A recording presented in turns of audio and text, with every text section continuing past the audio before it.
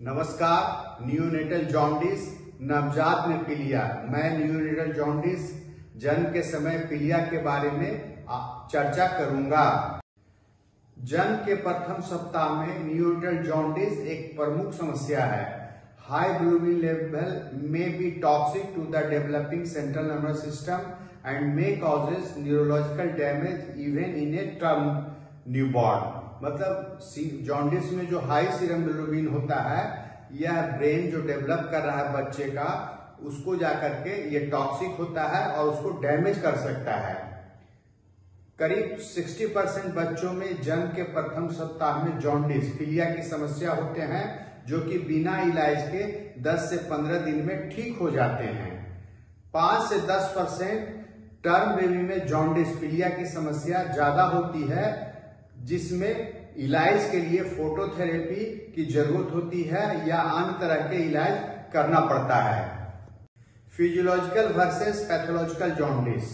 Physiological jaundice जन्म के समय बच्चे में हीमोग्लोबिन लेवल 18 से 20 ग्राम पर डेसीलीटर तक होता है, जो जन्म के बाद ये हीमोग्लोबिन टूटते हैं और इसके कारण बहुत अधिक बिलिरुबिन का निर्माण होता है। ये बिलिरुबिन को एक्रीट नहीं कर पाते हैं बच्चे, क्योंकि न्यूबॉर्न में लीवर इमेच्योर होते हैं, जिससे फिजियोलॉजिकल जॉन्डिस हो जाता है। इसमें अनसैचुरेटेड बिलिरुबिन बढ़ते हैं। ये जॉन्डिस बच्चे में जन्म के 24 से 72 घंटे बाद दिखाई देते हैं और ये 15 मिलीग्राम पर डेसीलीटर से अधिक नहीं होता है। टोटल सीरम बिलिरुबिन 3 से 7 दिन तक बढ़ते हैं और दूसरे सप्ताह में अपने आप ठीक हो जाते हैं। इसमें किसी प्रकार की इलाज की आवश्यकता नहीं होती है। पैथोलॉजिकल जॉन्डिस, इसमें निम्न लक्षण होते हैं। इसमें जॉन्डिस जन्म के 24 घंटा के अंदर दिखाई देते हैं।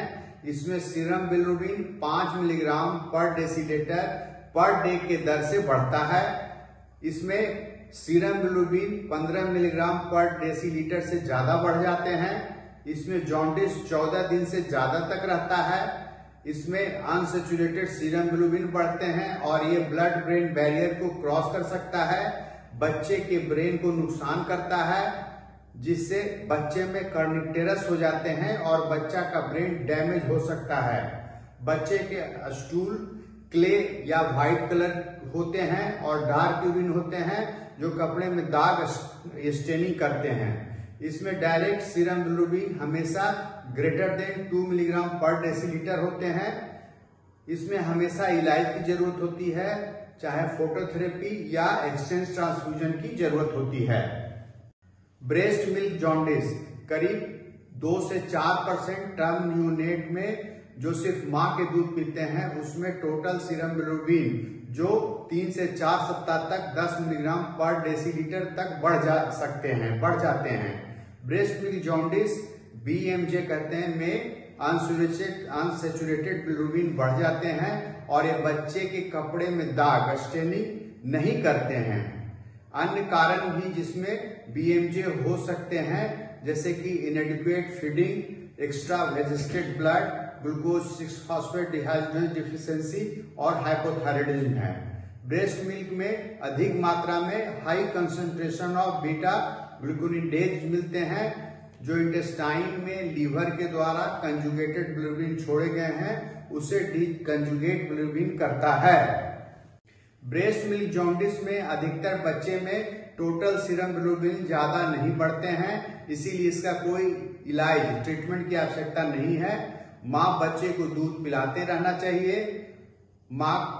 ब्रेस्ट मिल्क जॉन्डिस में माँ का दूध ट्रीटमेंट या डायग्नोसिस के लिए रोकना नहीं चाहिए।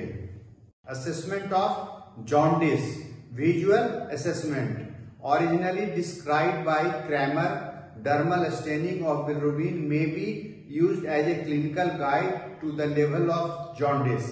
शुरू में साइंटिस्ट क्रैमर ने इसको जाकर के डिस्क्राइब किया था, बताया था, और ये जो सीरम बिलिरुबिन के कारण जो चमड़े में पीलापन हो जाते हैं, उसके बेसिस पर इसको जाकर के असेसमेंट किया था। Dermal staining in the newborn progresses in a cephalocaudal direction. जो बच्चे में जॉन्डिस होते हैं, जो स्किन में दिखाई पड़ते हैं, वो सर से नीचे की ओर जाते हैं। Every newborn should be examined for jaundice every 12 hour. बच्चे के जन्म के बाद हर एक बच्चे के 12 घंटा पर जॉन्डिस क्या पता करना चाहिए, देखना चाहिए। Examine the neonate in a natural light या ब्राइट वाइट फ्लुसेंट लाइट। बच्चे का हमेशा एग्जामिनेशन दिन में नेचुरल लाइट में करें या ब्राइट वाइट फ्लुसेंट लाइट मतलब मरकरी के लाइट में करें। Make sure there is no yellow or off white background, मतलब कि जब भी एग्जामिनेशन करें तो जाके येलो रूम का कलर ना हो, कोई पर्दा का येलो कलर ना हो, इससे कंफ्यूजन हो जाता है। Blanch the skin of the forehead, chest, abdomen, thigh, legs, palms and sole with the distal pressure. Note the underlying color of the skin and subcutaneous tissue. मतलब इन स्थानों पर जैसे फोरहेड पर, चेस्ट पर, एब्डोमेन पर, थाई पर, legs पर, palms and soul पर अपने उंगली से प्रेशर करते हैं। उसके बाद फिर रिलीज करके उसके स्किन के कलर को देखते हैं, सबक्यूटेनियस टिश्यू के कलर को देखते हैं। Look for the degree of yellowness of the tissue and estimate the level of total serum bilirubin as modified by Kramer's rule। इसमें एक बच्चे का जाकर के फिगर बनाया गया है, उसको डिफरेंट भाग में बांटा गया है और इसमें एक रफ एस्टिमेट हम लोग करते हैं कि यहाँ तक अगर जॉन्डिस दिखाई पड़ रहा है तो लेवल इसका इतना हो सकता है। जैसे पहला जाकर के हम लोग एक एरिया नंबर 1 है फेस एंड नेक, अगर यहां तक जॉन्डिस दिखाई पड़ रहा है तो सीरम बिलिरुबिन उसका 5 से 7 मिलीग्राम डेसीलीटर हो सकता है। एरिया नंबर 2 उसमें जाके चेस्ट एंड अपर एब्डोमेन है, यहां पर अगर जॉन्डिस दिखाई पड़ रहा है तो इसका मतलब इसका सीरम बिलिरुबिन लेवल 7 से 9 हो सकता है। एरिया नंबर 3 इसमें लोअर एब्डोमेन और थाई का अपर थाई का रीजन है, अगर यहाँ जॉन्डिस दिखाई पड़ रहा है तो इसका मतलब जॉन्डिस का लेवल 9 से 11 हो सकता है।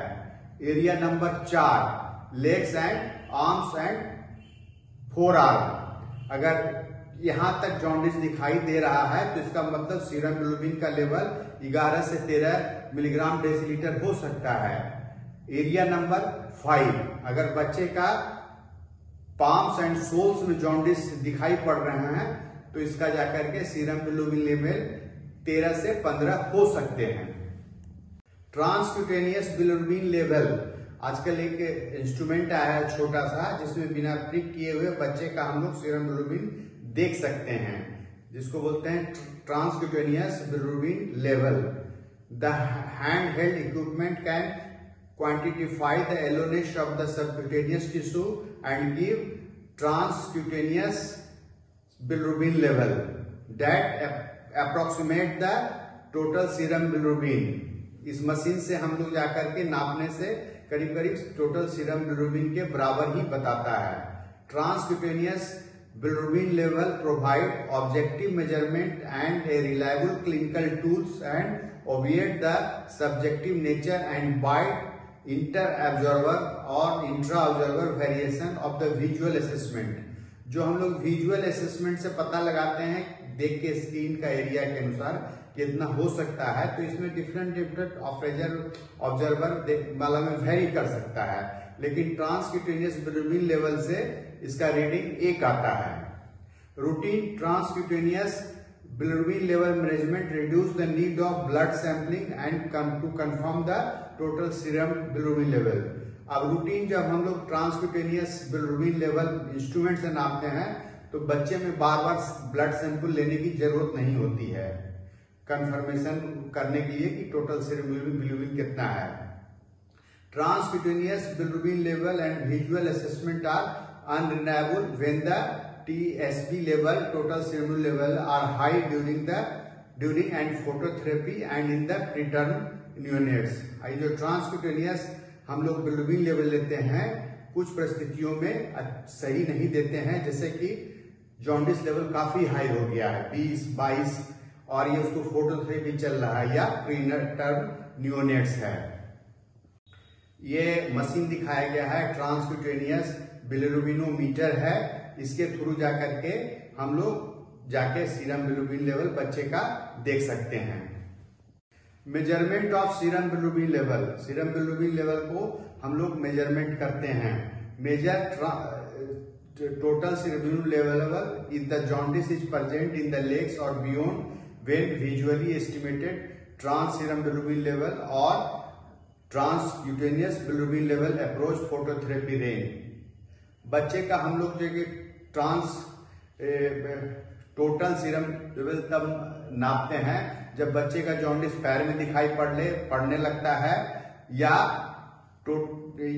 ट्रांसक्यूटेनियस बिलिरुबिन लेवल फोटोथेरेपी के रेंज में पहुंच जाए, तब हम लोग उसको सैंपल लेके उसका जांच करते हैं। Total serum level assessment has marked inter laboratory variability.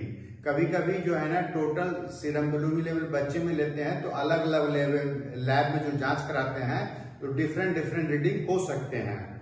Treatment decision should be always be made on TSP level. अब जो ट्रीटमेंट डिसीजन हम लोग लेते हैं वो टोटल सीरम बिलिरुबिन लेवल के आधार पर हम लोग डिसीजन लेते हैं। Causes of jaundice, important causes of jaundice in the neonates include, इसमें बच्चे में जो जॉन्डिस का कारण होता है दो प्रकार से होता है, एक जाके हीमोलाइटिक और दूसरा नॉन हीमोलाइटिक। हीमोलाइटिक में क्या क्या होता है, RH incompatibility, ABO incompatibility, glucose 6 phosphate dehydrogenase deficiency, thalassaemia and hereditary स्पेरोसाइटोसिस।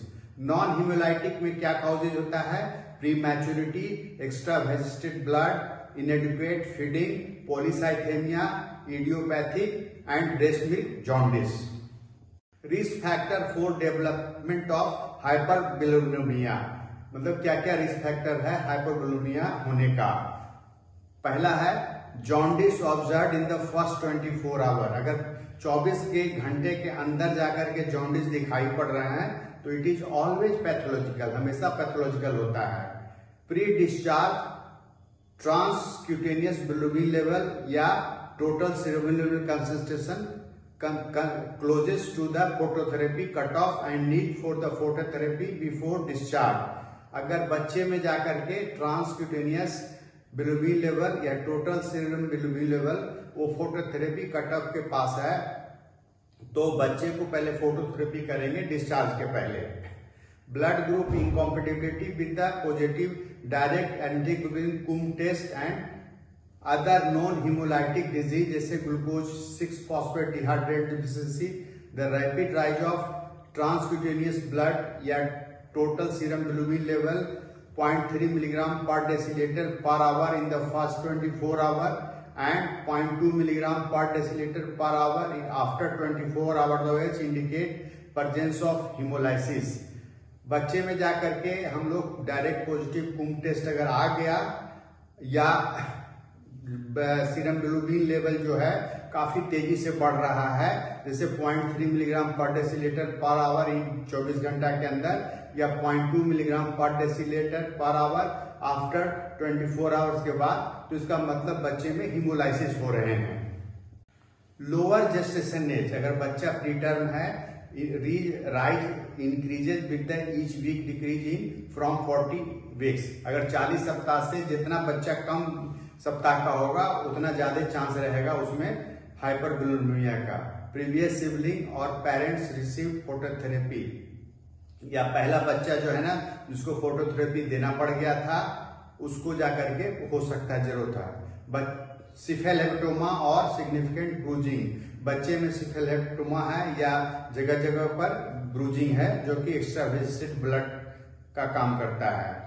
If the breast feeding is इनएडिक्वेट with the excessive weight loss, बच्चे में पूरा प्रॉपर फीडिंग नहीं कराया जा रहा है और बच्चे में शरीर से पानी निकल रहा है तो उसमें होने का चांस रहता है। ईस्ट एशियन रेस, कुछ रेसेज है जिसमें ज्यादा चांस होता है, जैसे East Asian race. Macrosomic infant of a diabetic mother, कोई डायबिटिक मदर है तो उसका बच्चा बड़ा साइज का होता है तो उसमें चांस है हाइपरबिलिरुबिनिया का। Risk factor for neurotoxicity, neurotoxicity का रिस्क फैक्टर क्या है?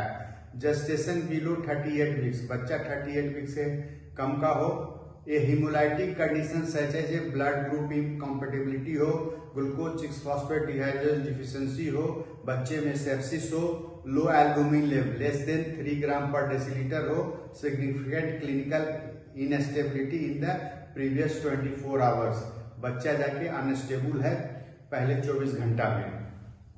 Management, prevention of hyperbilirubinaemia, pregnant women with the negative blood need screening for the anti-RH immunoglobulin after the delivery of a RH positive baby। बच्चा माई अगर RH negative है तो उसको हम लोग स्क्रीनिंग करते हैं, अगर बच्चा RH पॉजिटिव है तब कि इसमें कुम टेस्ट के द्वारा। Ensuring the adequate breast feeding through best practices is a critical for the prevention of hyperbilirubinaemia. बच्चा में जो है ना, हम लोग जन्म के बाद ब्रेस्ट फीडिंग स्टार्ट कर देते हैं और अच्छा से करते हैं। ब्रेस्ट फीडिंग जन्म के बाद बच्चे में 1 घंटा के अंदर शुरू कर देना चाहिए। Investigation, aim of performing investigation is to confirm the level of jaundice, identify the causes and follow the response to the treatment. First line investigation, total serum bilirubin level हम लोग लेते हैं and its fraction if the jaundice is prolonged or there is a yellow staining of the nappage. All cases with the suspected pathological levels either clinically or by subcutaneous measurement need confirmation by a blood test. Blood group of the mother and neonates करते हैं इसमें RH incompatibility और ABO incompatibility देखने के लिए। Detect any incompatibility, peripheral smear करते हैं, evidence of hemolysis। Second line investigation, direct Coombs test करते हैं, detect the presence of antibody coating on fetal RBC, hematocrit करते हैं, decrease in hemolysis, reticulocyte count करते हैं, increase in hemolysis, glucose 6 phosphate dehydration level देखते हैं, others में sepsis screen करते हैं, थोराइड फंक्शन टेस्ट करते हैं, urine for the reducing substance to rule out galactosaemia देखने के लिए, specific enzyme and genetic study for the Crigler-Najjar, Gilbert and other genetic enzyme deficiency। Neonates of 35 weeks or more of gestation, American Academy of Pediatrics given guidelines for phototherapy or exchange transfusion for those without and with risk factor for the neurotoxicity।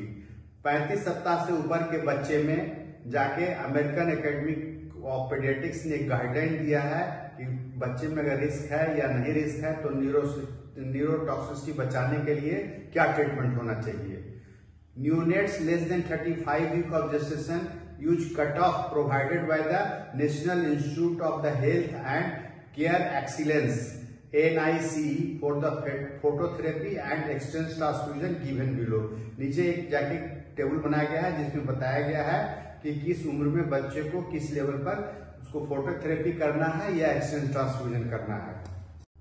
इसमें एक table दिया गया है जिसमें gestational age एक तरफ दिया गया है, टाइम शेड्यूल दिया गया है और लेवल दिया गया है। अगर जॉन्डिस का लेवल इतना है तो हम लोग क्या कर सकते हैं, जैसे कि कोई बच्चा लेस देन 28 वीक का है और ये 24 घंटा के अंदर उसका सीरम लेवल 4 से 5 है तो उसको हम लोग फोटोथेरेपी करते हैं, या बच्चे का जाके सीरम बिलिरुबिन 7 से 8 24 घंटा में है तो उसको एक्सचेंज ट्रांसफ्यूजन में जाते हैं। 48 आवर में लेस देन 28 वीक में क्या करते हैं, 6 से 8 अगर सीरम बिलिरुबिन है तब फोटोथेरेपी करते हैं, या 10 से 12 उसका सीरम बिलिरुबिन पहुंच जाता है तो एक्सचेंज ट्रांसफ्यूजन हम लोग करते हैं। 72 घंटा के बाद अगर सीरम बिलिरुबिन बच्चे में 7 से 10 है तब फोटोथेरेपी शुरू कर देते हैं, या 13 से 16 हो गया तो एक्सचेंज ट्रांसफ्यूजन हम लोग शुरू कर देते हैं 28 सप्ताह में। बच्चे का एज अगर 28 से 31 वीक का है तब जाकर के अगर 24 घंटा में सीरम बिलिरुबिन उसका 5 से 6 है तो उसको हम लोग जाके फोटोथेरेपी करेंगे, और 8 से 9 है तो उसको हम लोग एक्सचेंज ट्रांसफ्यूजन करेंगे। 48 आवर में अगर उसका जाके सीरम बिलिरुबिन 8 से 9 है तो उसको हम लोग फोटोथेरेपी करेंगे, और 12 से 13 है तो उसको हम लोग एक्सचेंज ट्रांसफ्यूजन करेंगे।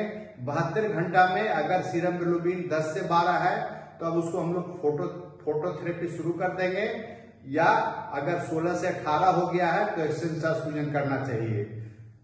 32 वीक और ऊपर का बच्चा है तो 24 घंटा के अंदर 5 से 6 अगर सीरम बिलोबिन है तो उसको हम लोग फोटोथेरेपी करेंगे। 9 से 10 है तो एक्सचेंज ट्रांसफ्यूजन करेंगे। 48 घंटा में अगर सीरम बिलोबिन 9 से 10 हो गया है तो फोटोथेरेपी, और 14 से 15 हो गया तो exchange transfusion.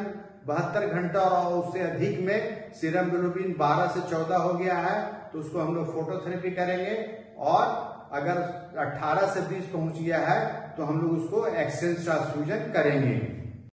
Prolong jaundice beyond the 3 weeks, मतलब 3 सप्ताह से ज्यादा अगर जॉन्डिस होता है तब क्या सोचेंगे। This is defined as the persistent of significant jaundice up to the level of 10 milligram per decilitre beyond the 3 weeks in a term baby. The common causes include inadequate feeding, breast milk jaundice, extravasated blood, जैसे सिफिलिटोमा हो गया, ongoing hemolytic disease, glucose 6-phosphate dehydrogenase deficiency, यानी hypothyroidism। अगर बच्चे को jaundice 3 सप्ताह के बाद भी हो रहा है तो इसका कारण हो सकता है कि बच्चा में इनएडिक्वेट फीडिंग हो, ब्रेस्ट मिल्क जॉन्डिस हो, एक्स्ट्रावेस्टेड ब्लड जैसे सिफिलिटोमा हो गया हो, ऑनगोइंग हेमोलाइटिक डिजीज जारी है, या ग्लूकोज 6-फॉस्फेट डिहाइड्रोजन डिफिशियंसी है, या हाइपोथायराइडिज्म है। Rule out the cholestasis by noting the urine and stool colour and checking the direct bilirubin level. इसमें बच्चे में हम लोग कोलेस्टेसिस देख रहे हैं कि है नहीं है कि नहीं, इसमें यूरिन का कलर और स्टूल का कलर देख करके पता लगाते हैं, और सीरम बिलोबिन, डायरेक्ट सीरम बिलोबिन का लेवल देखते हैं। If the neonate has the dark urine or significant jaundice, investigation should be initiated to rule out the following. अगर कोई बच्चा में बहुत डार्क यूरिन आ रहा है और जॉन्डिस ज्यादा है तो इस सब का हम लोग जांच कराते हैं, जैसे कोलेस्टेसिस के लिए। इसमें क्या होगा, स्टूल कलर देखते हैं, यूरिन कलर देखते हैं, डायरेक्ट और इनडायरेक्ट बिलोबिन लेवल देखते हैं, ऑनगोइंग हिमोलाइसिस देखते हैं, ग्लूकोज 6-फॉस्फेट डिहाइड्रोजन डिफिशियंसी स्क्रीन देखते हैं, हाइपोथायराइडिज्म देखते हैं, और यूरिनरी ट्रैक्ट इन्फेक्शन देखते हैं।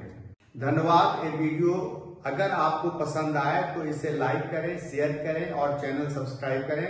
Channel search @DR Umesh medical से करें।